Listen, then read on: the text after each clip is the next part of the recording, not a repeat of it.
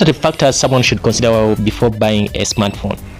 Could be second hand, could be when I say second hand, it could be a used phone or a new device, whatever the case can be. But these are the factors to consider before buying it. But before you get to it, please, if you're a new viewer, please consider subscribing to this channel as well.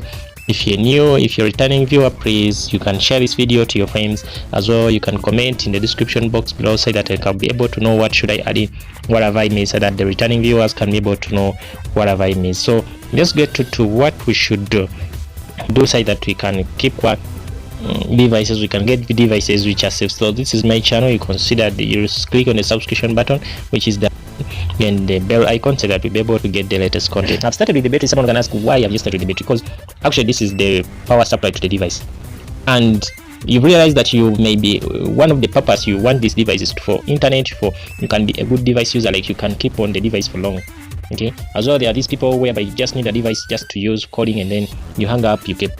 Okay, so these two people are different in terms of the battery they need. But if at all the battery size or the battery capacity which you need, it shouldn't go below 2500.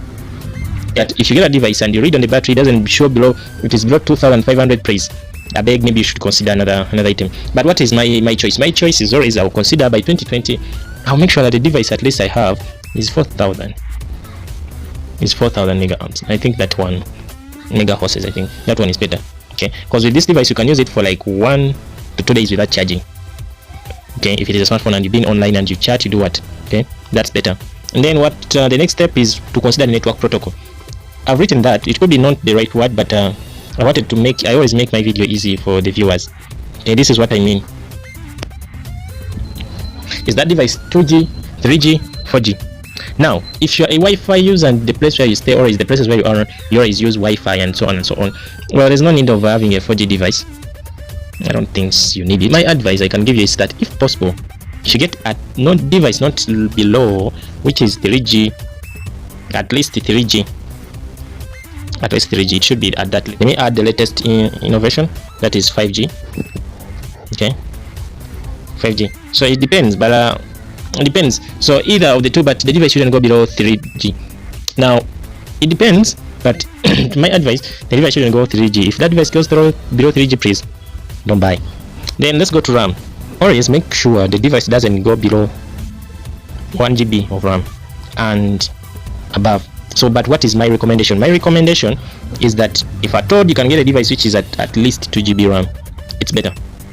That is for guys which are overload, which play games and load APKs, download APKs. So for guys which are good Android users, should consider the device with either 1 GB, but 2 GB RAM is better. Even if it is 3 GB RAM, 6 and above, but I recommend 2 GB and above. But if it is 1 GB, you can go on, it doesn't matter. It doesn't, so long as you're not going to overload it, because overloading the device will slow the RAM. Now let's go to ROM. If you're this kind of person who always downloads and uploads content, now you need a device with the highest capacity.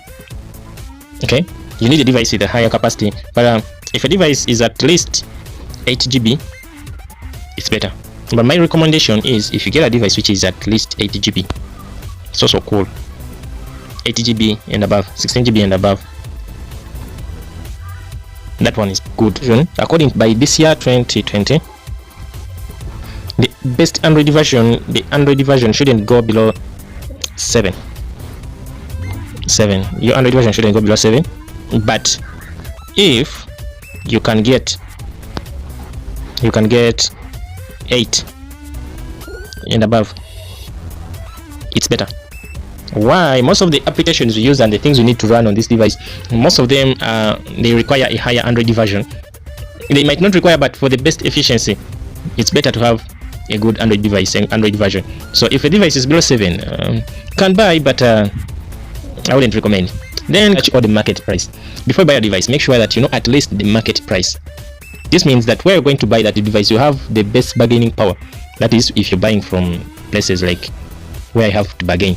But if you're buying from a market, from a device, like from an online shop, then you have to do much research, because some online shops tend to give a higher price than the real price. Okay, so you have to check out with many market prices, those you think as you trust, say that you can get where the exact price, the margin goes. Okay, because you can be highly charged for that device and you won't get what you did, what you wanted. Okay, most times you can get what you wanted, but when you're highly charged, of course there's no need why I should be charged because I want something. I'll need that thing at the exact price at which it has to be sold for.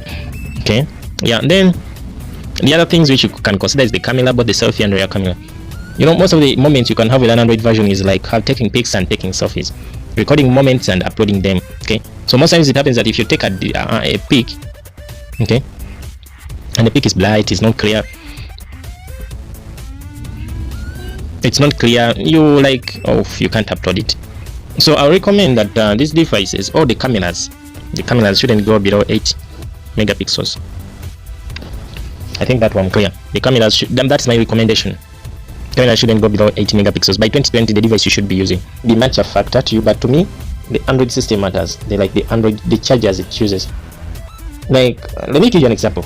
You may find that you're going to use that device for work, and like transferring data or combining it with a third-party device, and you realize that most of the systems which are used to run with Androids, they will require you as an Android charging port, like the Mantra devices, whereby you need to, these biometric devices and so on. So I think you're getting the image which I'm bringing. Okay, so before you buy that device, make sure it is having the right charging port you need. Okay, I know I've mentioned many, but I've left many which you guys need to tell me. So you can go in the comment section below and you let me that fact, of which maybe I will include it in another video. But thanks for watching. Consider subscribing. We'll meet in another video. Thanks.